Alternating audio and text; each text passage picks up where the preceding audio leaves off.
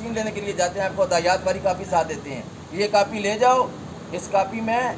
وہ ہدایات لکھی ہوئی ہیں، اس کو کس طرح استعمال کرنا ہے، اس کے مطابق نہیں استعمال کرو گے تو خراب ہو جائے گی مشین۔ انسان کی بھی خرابی اور اس کی صحت مندی کا انحصار،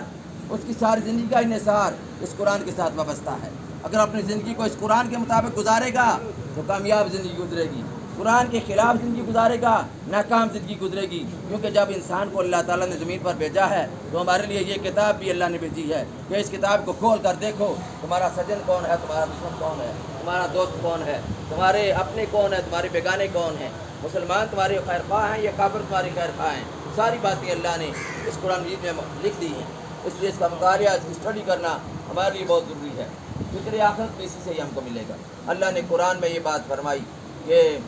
وَبِالْآخِرَةِ هُمْ يُوقِنُونَ کہ اہل ایمان جو ہے آخرت پر یقین رکھتی ہیں۔ آخرت پر یقین ہمارے ایمان کا تقاضا ہے، جس کا آخرت پر ایمان نہیں وہ مسلمان ہی نہیں۔ ایمان کی صفتیں ہیں یہ نبی کریم صلی اللہ علیہ وسلم کی حدیث سے معلوم ہے اور قرآن سے بھی معلوم ہے، اس لیے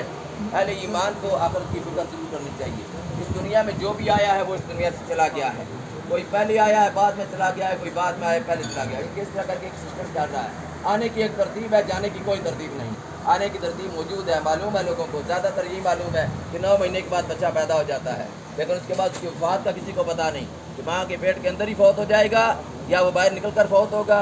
8 سال کا فوت ہوگا، 10 سال کا فوت ہوگا، کسی کو کوئی معلوم نہیں ہے۔ اس لیے اللہ تعالیٰ نے موت کے فیصلے اپنے ہاتھ میں رکھے ہیں، اس کو معلوم ہے کہ کس نے کس جگہ مرنا ہے، صرف اللہ نے تیاری